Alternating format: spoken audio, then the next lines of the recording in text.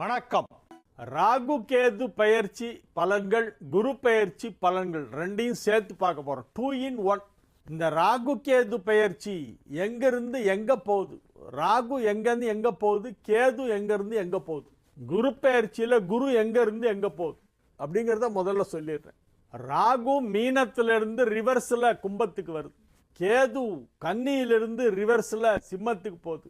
ராகுவும் கேதுவும் பின்னோக்கி நகரும், ஆன்டி கிளாக் வைஸில் பின்னோக்கி நகரக்கூடிய கிரகங்கள் ராகுவும் கேதுவும். அதனால ராகு இப்போ இருக்கிற இடம் மீனம், மீனத்துக்கு பின்னால் இருக்கிற வீடு கும்பம், மீனத்திலிருந்து கும்பத்திற்கு செல்கிறது. கேது கன்னியிலிருந்து பின்னால் வந்து சிம்மத்துக்கு போகுது, சிம்மத்திற்கு கேது வருகிறது, கும்பத்திற்கு ராகு வருகிறது. இதுதான் ராகு கேது பெயர்ச்சி 2025. குரு பெயர்ச்சி மே 11 மத்தியானம் 1:20 குரு இப்பொழுது ரிஷபத்தில் இருக்கிறது, அடுத்ததாக மிதுனத்திற்கு செல்கிறது. மிதுனத்துக்கு போனாக்க மிதுன ராசியில் ஒரு வருஷம் இருக்கணும். எந்த ராசிக்கு போனாலும் குரு 1 year இருக்கும். அக்டோபர் மாதம் அதிசார கதியிலே அக்டோபர் 22ஆம் தேதி அன்று மிதுனத்திலிருந்து கடகத்திற்கு போய் கடகத்தில் உச்சம் பெறுகிறது. அப்புறம் மறுபடியும் டிசம்பர் 21 வக்கரகதியிலே மீண்டும் மிதுனத்திற்கு செல்கிறது. அப்ப குரு பெயர்ச்சி எங்கிருந்து எங்க போகுதுன்னா ரிஷபத்திலிருந்து மிதுனத்துக்கு போகுது. ஆனால் மிதுனத்தில் ஒரு வருடம் இல்லை, இடையில கொஞ்ச நாள் கடகத்துக்கு முன்னோக்கி செல்கிறது வேகமாக. ஃபாஸ்ட் ஃபார்வர்ட் மங்கள அந்த மாதிரி முன்னோக்கி வேகமாக செல்கிறது. அதிசார கதின்னு பேர், அதுக்கு பேர் அதிசார கதியிலே புனர்பூசம் 3ஆம் பாதத்திலிருந்து 4ஆம் பாதத்திற்கு வந்துவிட்டு மீண்டும் மிதுனத்திற்கு பின்னோக்கி செல்கிறது குரு. அக்டோபர் நவம்பர் டிசம்பர்லாம் வந்து குரு வந்து முன்னாலையும் பின்னாலையும் போயிட்டு வந்துட்டு இருக்கும். மிதுனத்திலேருந்து கடகத்துக்கு வரும், கடகத்திலேருந்து மறுபடியும் மிதுனத்துக்கு போகும். அந்த நேரத்தில் நிறைய மாற்றங்கள் ஏற்படும். வர அக்டோபர் நவம்பர் டிசம்பர்லாம் வந்து நிறைய மாற்றங்களை, குருவின் சாரம் நிறைய மாற்றங்களை செய்யும். குரு சஞ்சரிக்கும் இடம் தன் சொந்த நட்சத்திரமான புனர்பூசத்திலே அதிசாரகதியிலே உச்ச வீட்டிற்கு சென்று கடகத்திற்கு சென்று விட்டு ஒரு சில மாதங்களுக்குள் மீண்டும் மிதுனத்திற்கு திரும்பி வக்கரகதியிலே வருகிறது. இது ஒரு சற்று குறிப்பிடத்தக்க முக்கியமான விஷயம். இப்போ இந்த ராகு கேது பெயர்ச்சி குரு பெயர்ச்சி ரெண்டும் என்னைக்கு நடக்குது, எங்கிருந்து எங்க போகுதுன்னு பற்றி சொல்லிட்டேன். ஒரு ராசிக்கும் அதனுடைய பலன் என்ன, அதை தனித்தனியாக 12 ராசி 12 நாட்களுக்கு பார்ப்போம். மிதுன ராசிக்கு இந்த ராகு கேது பெயர்ச்சி எப்படி இருக்கிறது, குரு பெயர்ச்சி எப்படி இருக்கிறது என்பதை பற்றி இன்றைய நிகழ்ச்சியிலே நான் பார்க்க போகிறோம். 3வது நாள் இன்றைய தினம். முதல் நாளன்று மேஷ ராசி பலன்களை பார்த்தோம். நேற்றைய நிகழ்ச்சியிலே ரிஷபராசி பலன்களை பார்த்தோம். ரிஷப ராசிக்காரர்கள் செல்ல வேண்டிய கோவில் குருவாயூர் என்று சொல்லி அதை முடித்து விட்டேன் நேற்றைக்கு. இன்று நாம் மிதுனத்திற்கு பார்க்கவிருக்கிறோம். மிதுன ராசிக்கு அதிபதி புதன். யார் சிவனை வழிபடுகிறார்களோ அவர்களுக்கெல்லாம் நன்மை செய்பவர் புதன். பொதுவாக புதனுக்கு பெருமாளைத்தான் வணங்கணும்னு சொல்லுவாங்க, அது ஒரு பக்கம் இருக்கு, இல்லைன்னு சொல்லலை.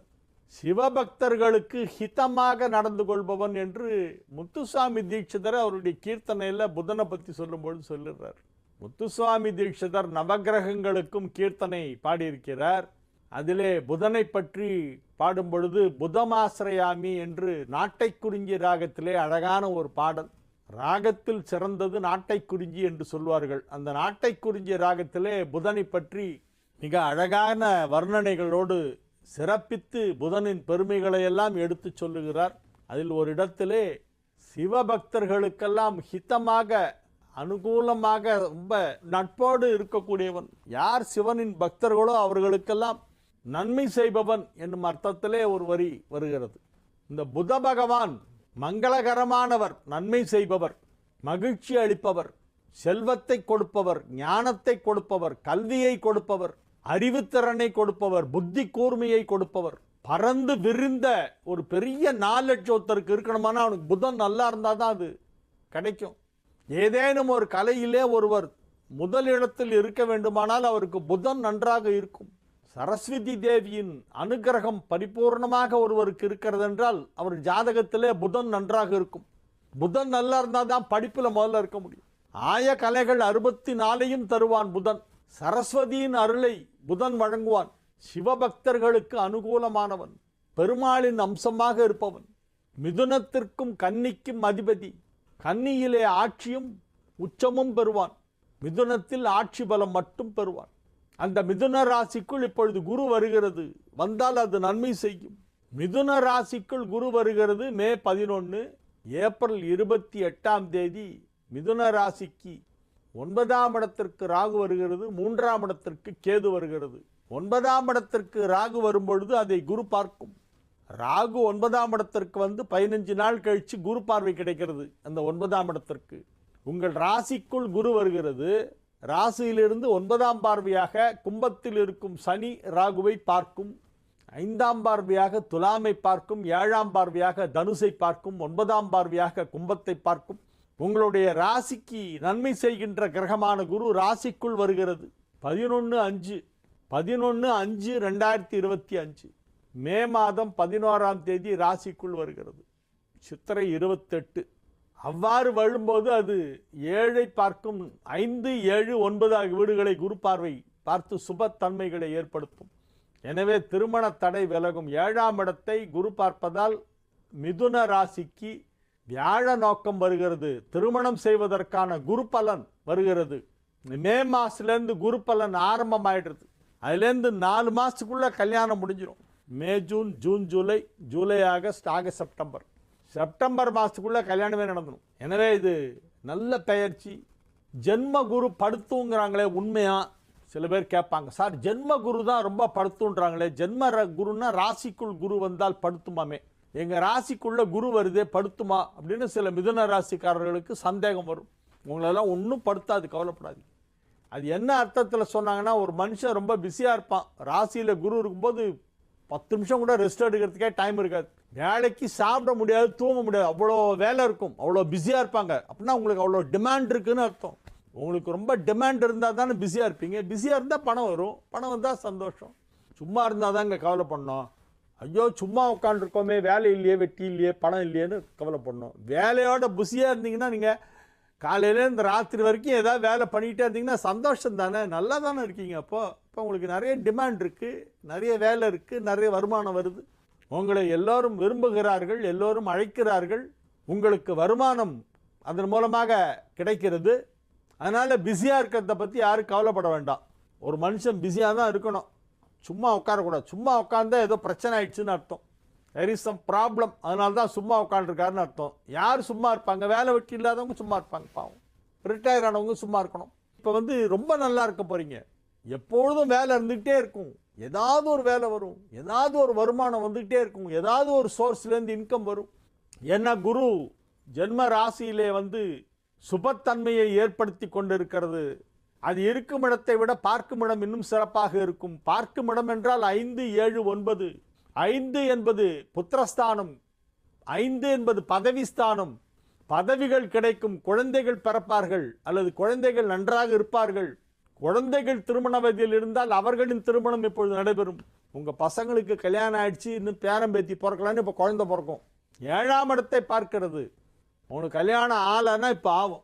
கல்யாணம் ஆயிடுச்சுன்னா உங்களுடைய வாழ்க்கை துணை நன்றாக இருப்பார்கள், உங்களோடு அனுசரித்து செல்வார்கள். உங்களுக்கும் உங்களுடைய வாழ்க்கை துணைக்கும் நல்ல ஒரு அண்டர்ஸ்டாண்டிங்கோடு இருக்கும். திருமண வேலை வந்துவிட்டது. மிதுன ராசிக்கு திருமணம் செய்வதற்கு நேரம் கைகூடி விட்டது. கல்யாணத்துக்கு இப்போ பார்த்தீங்கன்னா டக்குன்னு முடிஞ்சிடும். புனர்பூசம் ஆணாக இருந்தால் ஹஸ்தம் பெண் கிடைப்பாள். அது ரெண்டும் அப்படி ஒரு காம்பினேஷன். புனர்பூசம் ஹஸ்தம் அவ்வளோ ஒரு அருமையான காம்பினேஷன். அது புனர்பூசம் ஆண், அப்போ ஹஸ்தம் பெண். சில நட்சத்திரங்கள்லாம் சில நட்சத்திரத்துக்கு அது ஜென்ம ஜென்மமாக அந்த தொடர்பு இருந்தால் தான் வருமா, ஜென்மாந்திர தொடர்பு இருந்தால் தான் மறுபடியும் அவங்களே வருவாங்களாம். அதை போல் இப்பொழுது மிதுன ராசிக்கு கன்னி ராசியிலிருந்து பெண் கிடைக்கும். மிதுன ராசி பெண்களுக்கு கன்னியிலிருந்து ஆண் கிடைக்க வாய்ப்பு இருக்கிறது, மாப்பிள்ளை கிடைக்க வாய்ப்பு இருக்கிறது. ஏன்னா ரெண்டும் புதனோட வீடு. புதனுடைய வீட்டில் பிறந்தவங்களுக்கு புதனுடைய வீட்டில் இருக்கிறவங்க ரொம்ப நல்லா ஒத்து போவாங்க. புதனுடைய வீட்டிலே பிறந்தவர்களுக்கு குருவுடைய வீட்டிலே பிறந்தவர்களும் நன்றாக ஒத்து போவார்கள். இப்பொழுது திருமண நேரம் வந்துவிட்டது. ராசியிலே குரு, 9ஆம் இடத்திலே சனி ராகு. அந்த 9ஆம் இடத்து சனி ராகுவை குரு பார்த்து கொண்டிருக்கிறது. அதனால் மாணவர்கள் நன்றாக படிப்பார்கள். வேலை தேடிக்கொண்டிருப்பவர்களுக்கெல்லாம் வேலை கிடைக்கும். 5ஆம் இடத்தை குரு பார்ப்பதால் பதவி கிடைக்கும். 5ஆம் இடம் பதவி ஸ்தானம், அதை குரு பார்க்கிறது. எனவே பதவிகள் கிடைக்கும், புதிய பதவிகள், புதிய பொறுப்புகள், பெரிய பதவிகள்லாம் கிடைக்கும். மிக மிக சிறப்பான ஒரு நல்ல பெயர்ச்சி. மிதுனத்தை பொறுத்த வரைக்கும் இந்த பெயர்ச்சி ரொம்ப நல்லா இருக்குங்க. எக்ஸலண்ட்டான பெயர்ச்சி இது. இந்த பெயர்ச்சி மிதுனத்திற்கு அதிக வளர்ச்சியை கொடுக்கும், அதிக நன்மையை செய்யும். திருப்பதிக்கு போயிட்டு வரணும். பெருமாள் தான் முக்கியமாக மிதுனத்துக்கு பெருமாளை கும்பிடணும். நீங்கள் என்ன பண்ணணும், திருப்பதி போயிட்டு போகும்போதோ இல்லை வரும்போதோ காளகஸ்திக்கும் போயிட்டு வந்துருக்கு. காளகஸ்திக்கு போயிட்டு அப்புறம் திருப்பதி போகலாம், இல்லை திருப்பதி போயிட்டும் காளகஸ்தி வரலாம். ரெண்டுமே எது வேணாலும் உங்கள் நேரம் டைமிங்கை பொறுத்து நீங்கள் எப்படி வேணாலும் பண்ணலாம். திருப்பதி பெருமாளையும் காளகஸ்தி ஈஸ்வரனையும் சேர்ந்து தரிசனம் பண்ண அடுத்தடுத்த நாட்கள் அல்லது சேம் டே. காலையில் பெருமாளை விஸ்வரூப தரிசனம்லாம் பார்த்துட்டு மத்தியானம் உச்சிகால பூஜைக்கு காளகஸ்தி வந்துடலாம். இல்லைன்னா இப்படி வயசு வருஷா காலையில் போய் பெருமாளை தரிசனம் பண்ணுறதுக்கு முன்னால் காளகஸ்தியில் ஈஸ்வரனை தரிசனம் பண்ணிட்டு அப்புறமா மலைக்கு போகலாம். திருப்பதி ஏழுமலையானை தரிசனம் செய்ய வேண்டும்.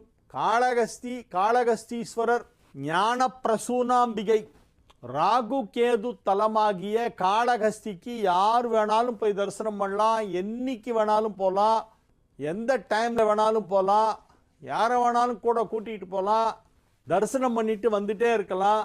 ஏன்னா சில பேர் சார் காளகஸ்திக்கு எல்லாரும் போகலாமான்னு கேட்குறாங்க. எல்லாரும் போகாமல் அதுக்குன்னு சில பேருக்கு மட்டும் தனியாக அந்த மாதிரிலாம் எதுவுமே கிடையாது. எல்லா கோயிலுக்கும் எல்லாரும் போகலாம், எல்லா கோயிலுக்கும் யார் வேணாலும் போகலாம், இன்றைக்கி வேணால் போகலாம். நம்பிக்கை உள்ளவர்கள் பக்தர்கள் யார் வேண்டுமானாலும் எந்த கோயிலுக்கு வேண்டுமானாலும் என்றைக்கு வேண்டுமானாலும் போகலாம். தயவு செஞ்சு இந்த சென்டென்ஸை ஞாபகம் வச்சுங்க, எல்லாத்தையும் சொல்லுங்கள். எந்த கோயிலுக்கு வேணாலும் யார் வேணாலும் என்றைக்கு வேணாலும் போகலாம். இந்த கோயிலுக்கு இன்னார் போகக்கூடாது அப்படிங்கிற மாதிரி எதுவுமே கிடையாது. There is no such thing. இன்னாரெல்லாம் போகக்கூடாதுன்னு எதுவுமே நான் கேள்விப்பட்டதே இல்லை. இப்போ புதுசாக இந்த மாதிரிலாம் சொல்கிறாங்க. சார் நீங்கள் என்ன ராசின்னு, நீங்கள் அந்த கோயிலுக்கு போகலாமா அப்படின்றான். இந்த ராசிக்காரங்க அந்த கோயிலுக்கு போகக்கூடாது, இந்த ராசிக்காரங்க இந்த கோயிலுக்கு போகக்கூடாது, இப்படிலாம் புதுசாக இப்போல்லாம் கலைப்பு வர்றாங்க. அப்படிலாம் கிடையவே கிடையாதுங்க. நீங்கள் எந்த கோயிலுக்கு போய் எந்த சாமி கும்பிடணுமோ போயிட்டு வாங்க, சாமி கும்பிட்டு வாங்க, எந்த கோயிலுக்கு வேணால் போங்க.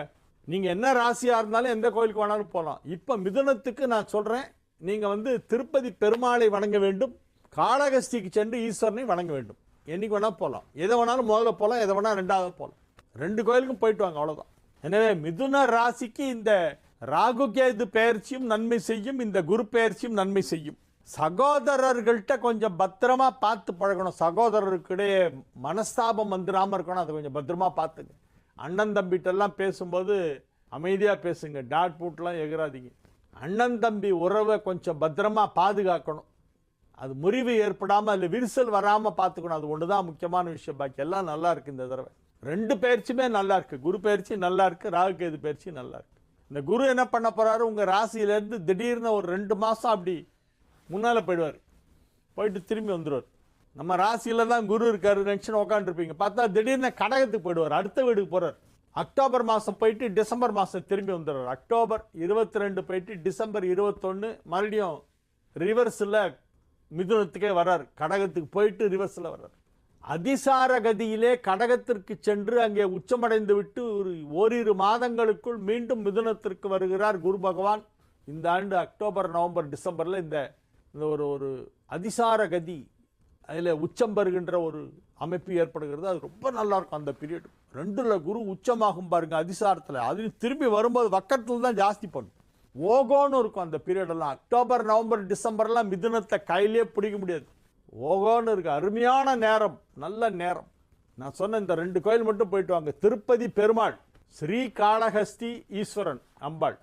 காளகஸ்தியில் என்னெல்லாமோ பண்ணுறாங்க சார். நம்ம முன்னெல்லாம் போவோம், நான் மட்டும் காலியாக இருக்கும் கோயில், நேராக போவோம், ஈஸ்வரன் சன்னதிக்கு போவோம், இப்படி சுற்றிட்டு இப்படி வர்ற மாதிரி இருக்கும். அது ஈஸ்வரன் சன்னதிக்கு போயிட்டு வருவோம், அம்பாள் சன்னதிக்கு போவோம். அம்பாள் சன்னதியில் அம்பாளுடைய இடுப்பில் ஒரு ஒட்டியான மாதிரி இருக்கும், அதில் ஒரு நாகம் இருக்கும், அதை பார்த்து கும்பிடுவாங்க அந்த நாகத்தை. அதுதான் கேது அப்படின்னு சொல்லி. சுவாமி ராகுவாகவும் அம்பாள் கேதுவாகவும் விளங்குகின்ற தலம். ஈஸ்வரன் மேலே ஒரு நவகிரக படிக்கட்டுன்னு ஒன்று வச்சுருப்பாங்க. அதில் 9 படி இருக்கும், அதில் 3 நட்சத்திரம் இருக்கும். 27 நட்சத்திரம், 9 கிரகங்களும் சுவாமிக்குள்ளே அடக்கம். சுவாமியுடைய லிங்க திருமணியிலேருந்து காற்று அடிக்கும், மூச்சு விடுற சவுண்டு கேட்கும். அது வாயுத்தலம், பஞ்சபூதங்களில் வாயு, காற்று வரும். வாயுன்னா என்ன, ஏர். அங்கே எரியிற விளக்கு காற்றுல ஆடும். அந்த லிங்கத்திலேருந்து அப்படி ஒரு காத்து வெளிவரும். பஞ்சபூத தலங்களிலே வாயுத்தலம். கண்ணப்பருக்கு அருள் புரிந்த தலம். கண்ணப்பன் ஒப்பதோர் அன்பின்மை கண்டபின் என்றார் சேக்கிழார் சுவாமிகள். மூவர் தேவாரம் பாடப்பட்ட தலம். ஆதிசங்கரர் அங்கே பாடியிருக்கிறார். அருணகிரிநாதர் அங்கே பாடியிருக்கிறார். வள்ளலார் சுவாமிகள் விஜயம் செய்திருக்கிறார். பாம்பன் சுவாமிகள் விஜயம் செய்திருக்கிறார். பட்டினத்தடிகள் அத்தலத்தை பற்றி பாடியிருக்கிறார், குறிப்பிட்டிருக்கிறார். எல்லா மகன்களாலும் பாடப்பட்ட, புகழப்பட்ட, வணங்கப்பட்ட தலம் ஸ்ரீகாளஹஸ்தி. அதற்கு யார் வேண்டுமானாலும் போகலாம், என்னைக்கு வேண்டுமானாலும் போகலாம், எத்தனை முறை வேண்டுமானாலும் போகலாம். சென்று வாருங்கள், நன்மை நடைபெறும்.